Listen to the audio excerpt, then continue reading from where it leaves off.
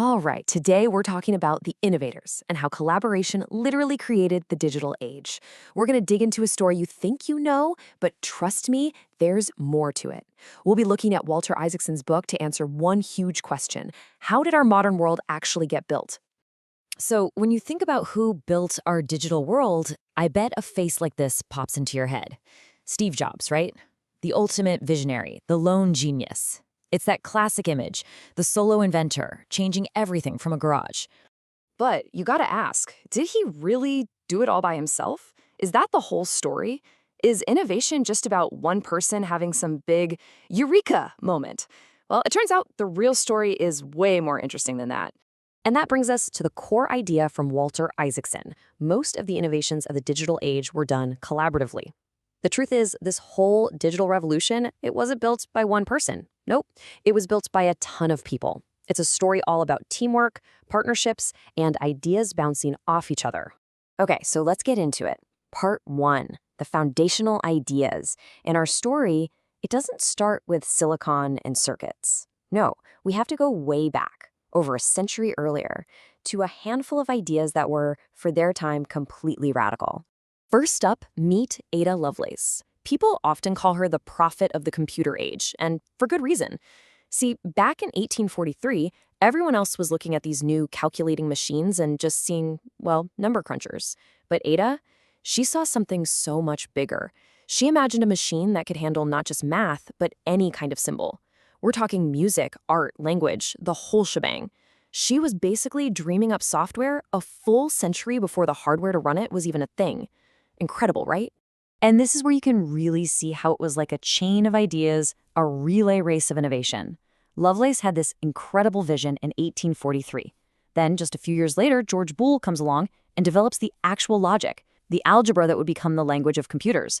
Fast forward to 1937, and Alan Turing takes all that and theorizes his universal computer. See? Each person built directly on what the last one did. Now, these were all amazing ideas, but they were still just ideas. You needed people to make them real. And that's where the first programmers come in, like these 6 women who programmed the massive ENIAC computer. They were the ones on the ground turning all that abstract theory into actual, tangible instructions. And it all kind of came together in 1952 when Grace Hopper invented the compiler, which is this amazing tool that lets programmers write in a language that's much closer to human speech. That was what finally made Ada Lovelace's original vision a reality. All right, next up, the age of hardware, or as I like to call it, the great miniaturization. So the ideas are there, the software concepts are forming, but there's a huge problem. The machines are literally the size of rooms. They're wildly impractical. For this revolution to really take off, the hardware had to get smaller, a lot smaller. And the first giant leap forward? It came in 1947 from a team at Bell Labs.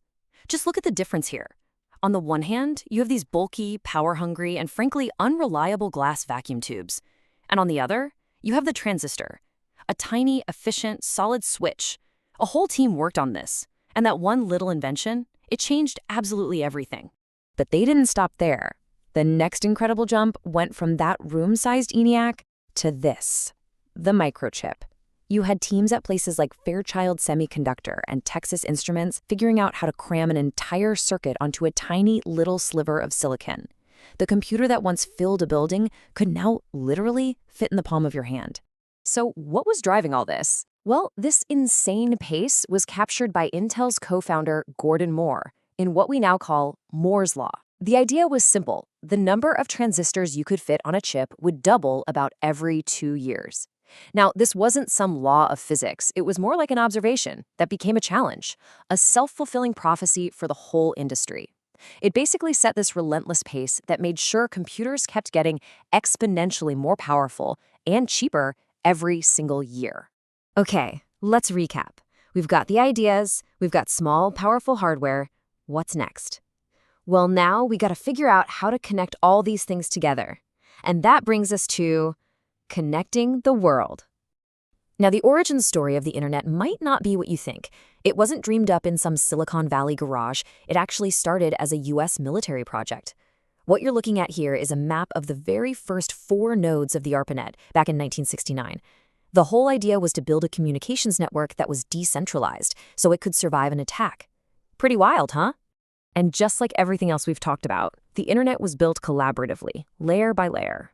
First, you have the ARPANET in '69. That's the physical foundation. But a network isn't much use without a reason to use it. That's where Ray Tomlinson comes in, inventing email in '71. Suddenly, people had a purpose. Then, Vint Cerf and Bob Kahn developed TCP/IP, which is basically the universal language that lets all the different computers talk to each other. And finally, in 1991, Tim Berners-Lee creates the World Wide Web, the friendly, accessible layer on top of it all. See? Each step was totally essential, and it was all built on the work that came before. So the hardware is small and powerful. The network exists, but how did these machines, born in giant corporate labs and military projects, end up in our living rooms? This is the final piece of the puzzle, a computer for everyone.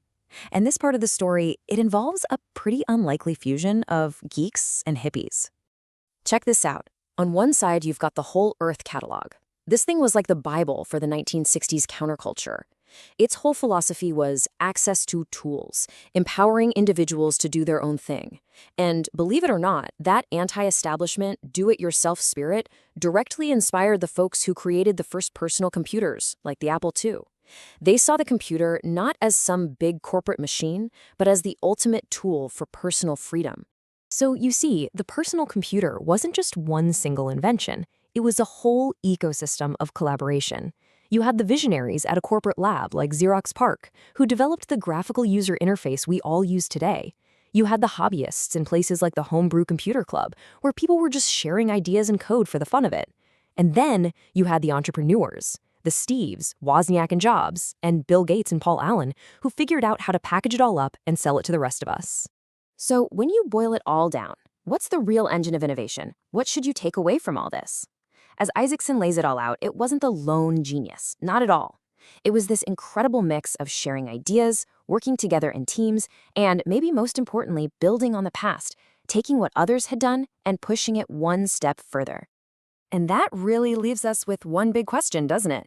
If collaboration was the secret sauce for every huge leap, from the transistor to the internet to the PC, you have to wonder, what great collaboration? What team of brilliant weirdos, hackers, and visionaries is out there right now, sparking the next digital revolution?